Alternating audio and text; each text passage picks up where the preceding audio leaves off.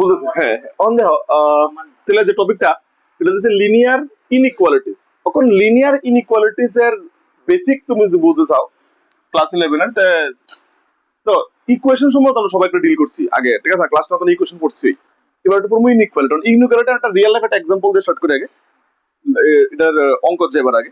For example ধরো suppose ধরো you have, একটা এক্সাম্পল দিচ্ছি আমরা। সাপোজ ধরো ইউ হ্যাভ 50 রুপিস, সাপোজ তোমার কাছে কত রুপিস আছে? 50 রুপিস আছে, ঠিক আছে? and and you want to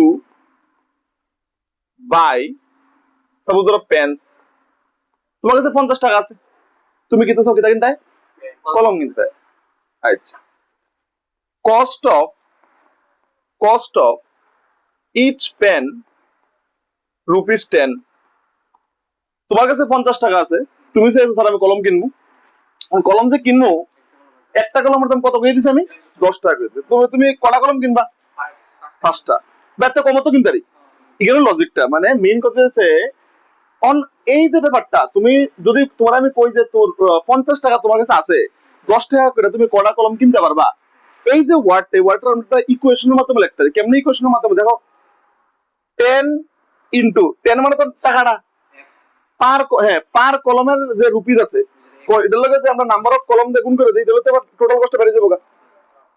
তাহলে এক্স এর মান কত? 5 হইব না? এমন তাহলে 5 × 50 এরকম আর কি। যেমন একটা 5টা কলমের দাম 10 টাকা, তাহলে 5টা কলমের দাম না, ধরো একটা কলমের দাম 10 টাকা, 5টা কলমের দাম কত? কত? কেন গুণ করছি না? তো সিমিলার ওয়েতে যেহেতু একটা কলমের দাম 10 টাকা আর তোমার কাছে টাকা আছে 50 টাকা, তো তুমি এটা ইকুয়েশনে কেমন লিখবা? পার টাকার লগে সংখ্যাটা গুণ করে দিলে তো টোটাল নাম্বার বেড়ে যাবে। এটা সিম্পল কনসেপ্ট এটা। তাহলে এখান থেকে দেখো এক্স এর একটু মান বাড়িব, কত বাড়িব? 5 বাড়িব। মানে নাম্বার অফ পেন, এখানে আমি ধরে নিলাম এক্স মানে কেটে কেন? Number of pens. তো নাম্বার অফ পেন্স যদি এক্স টাকা হয়, তো এক্স এর লগে 10 গুণ করলে তো টোটাল কত সময় দিব। তাহলে এটা তো গেলে দেখো এই এটা যেটা ইকুয়েশন, কিন্তু একটা ইকুয়েশন, তাহলে ইকুয়েশনে কিটা হয় নরমালি ইকুয়েশনের ভিতরে একটাই ফিক্সড ভ্যালু এর এক্স এর মান কত? এখানে কিন্তু এক্স এর আর কোনো পসিবিলিটিস নাই, আসেনি এক্স এর পসিবিলিটি। আমি যেরকম ভাবে এটা এক্সপ্রেস করছি যে নাম্বার অফ কলমের সঙ্গে কস্ট অফ পেন গুণ করে দিলে টোটালটা সমান বেড়ে যাবে। এই যে লজিকটা আমি করছি, এখানে এক্স এর একটাই মান সম্ভব, আর কিন্তু কই যাচ্ছে না। বাট প্রবলেম হচ্ছে অন্ত এরকম হইতে পারে যে তুমি কইবা যে স্যার আমি এক্স এর 5টাই কিনে কিনতে হবে, 4টাও কিনতে পারি, 3টাও কিনতে পারি। তো এই ধরনের কনসেপ্টে এক্সপ্রেস করতে গেলে তোমার ইকুয়েশন দেখা হইতো না। কারণ ইকুয়েশনের ভিতরে তুমি একটাই মান কইবা, যে হয় তুমি 5টা করবা, যেটা মানে এক্স এর মান 5 বেরিয়ে গেছে। বাট প্রবলেম হইতেছে ওই ধরনের কথাবার্তা কইতে গেলে তোমার আর ইকুয়েশন হেল্পফুল হইতো না। তখন তোমার তুমি কেমনে কইতে পারো জিনিসটা দেখো একটু। আমি কইলাম সেম ওই না, এটা তো তুমি মাইনাস প্লাস মাইনাস দিকে লাগা। আমি কইতেছি এমনই এক্সপ্রেস করতাম, এমন ভাবে এক্সপ্রেস করতাম যদি আমি বুঝালাই যে কলম ম্যাক্সিমাম 5টা কিনতে পারবো, বাইরে থেকে কিনতে পারবো, কম কিনতে পারবো। যেমন এটা আমি দেখো সেম করছি, নাম্বার অফ পেনের সঙ্গে কস্ট অফ পেন গুণ করে দিছি। গুণ করে আমি যদি 50 লিখলাম, তো ইকুয়াল না, তো যদি লেস দেন দিই, less than greater than first লাগাও না। লেস দেন মানে কোনটা? লেফট হ্যান্ড সাইড, মনে রাখবা। বাম হাতের লগে যে সিদ্ধ এটা বাম হাতের লগে মিলন দিই, বাম হাতের লগে লেফট সাইডের লগে যেটা মিলবে লেফট হ্যান্ড সাইড, রাইট সাইডের লগে যেটা রাইট হ্যান্ড সাইড। আচ্ছা, এই যে কনসেপ্ট আমি ইউজ করছি, এখানে তুমি দেখছেন এক্স এর মান তুমি যদি 1 বল, কত হইব? এটা 10 তো 50 তে শুরুই, ঠিক আছে, কোনো সমস্যা নাই। এক্স এর মান 2 বল, ঠিক আছে, 3 বইলে, 4 বইলে, 5 বইলে হইব না। তো ইকুয়াল তো কোনো বলি কেন? তুমি কাছে ইকুয়াল দিতে না, 50 শুরু হইব, আটটাই চলে আমার লাগবো। এই যে ইকুয়াল, এটা উচ্চারণটা লেস দেন ইকুয়াল। তো এই লেখাটার মাধ্যমে আমি একটা জিনিস ক্লিয়ারলি আইডিয়া করতে পারছি যে এখানে এক্স এর মান কি কি হইতে পারে। এক্স এর মান এখানে ভিতরে 1 হইতে পারে, 2 হইতে পারে, 3 হইতে পারে, 4 হইতে পারে, ম্যাক্সিমাম 5 হইতে পারে। না কিনবা তুমি মাইনাস কেমনে? কলম কি মাইনাস হবে না? কোনো নেগেটিভ পসিবল না এখানে ভিতরে। এখানে ফ্র্যাকশনও পসিবল না। তুমি হাফ কলম কিনবো, কলমকে ব্যাঙ্গেল হইব নি এমন তো না, ঠিক আছে না? তো ইন্টিজার হইব স্বাভাবিক ভাবে এখানে ভিতরে। হ্যাঁ, 0 হইতে পারে, কোনো কলমই কিনছি না, কোনো কলমই কিনছি না, 0 হইতে পারে। তো বেসিক কথা যাচ্ছে এখানে ভিতরে এটা এখানে ভিতরে আমি খালি একটু আইডিয়া পাই যে এক্স মান এটা হইতে পারবো, 5 হইতে পারবো, 4 হইতে পারবো, এক্সাক্ট একটা আইডিয়া, বাট এটার মাধ্যমে আমি ক্লিয়ারলি সব আইডিয়া পাই যে এক্স এর মান 5 হইতে পারবো, 4 হইতে পারবো, এক হইতে রিয়েল লেভেলে মিলতেছে। কে লিখে করলাম আমি 5টা কিনবো, আমি তো 3ও কিনতে পারি, 2ও কিনতে পারি। এটা কিন্তু এটার মাধ্যমে ক্লিয়ারলি বোঝা যেত না, এটার মাধ্যমে ক্লিয়ারলি বোঝা যাবে।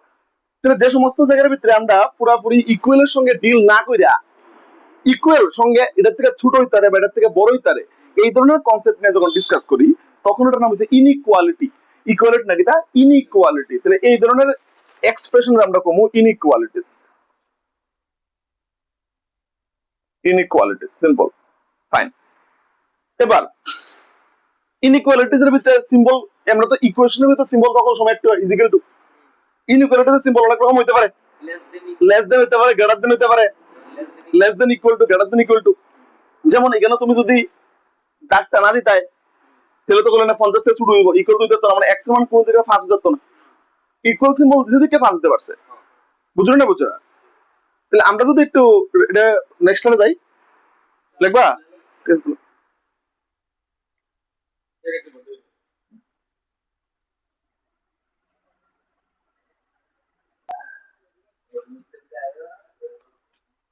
দেখো, তোমরা যদি নেক্সট স্লাইডে যাই, লাইনের থেকে লিনিয়ার আছে অন্তত বুঝবা, লিনিয়ার ক্লিয়ার করে বুঝবা। কারণ এই যে যত সলিউশন আছে না, ইড্রামটা তোমরা ইয়ে পড়ছো না বাংলাদেশ সংখ্যা রেখা, তাহলে এখানের ভিতরে এক্স এর যত ভ্যালু আছে এই সবগুলোর আমি সংখ্যা রেখার মাধ্যমে দেখাইতে পারি, লিনিয়ারলি এক্সপ্রেস করতে পারি। এই লেখাটার নাম হচ্ছে লিনিয়ার। ওকে, তো এটা সিম্বলটা লিখা লাগে কি কি হইতে পারে, যেমন এটার নাম কি হইতে পারে লেস দেন, লিখে লিখে অনেক সময় ফেস লেগে থাকে, এটা তো আমরা লেস দেন কই, লেস দেন। আর এমনি দেবো less than equal to, less than equal, less than equal. it is about greater than, greater than, it is about greater than equal to, greater than equal to, simple. Okay, আচ্ছা এখন Z এর মধ্যে equal নাই, এটার নাম আছে রে,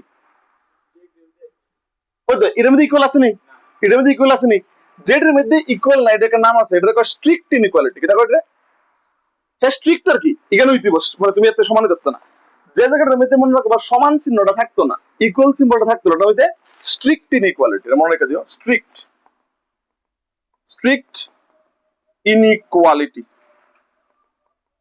ওকে, তো যেটার মধ্যে ইকুয়াল সিম্বল থাকতো না ওটার নাম হয় স্ট্রিক্ট ইনইকুয়ালিটি, আমরা মনে রেখে দিই। এটা মোটামুটি একটা আইডিয়া। এবার আমরা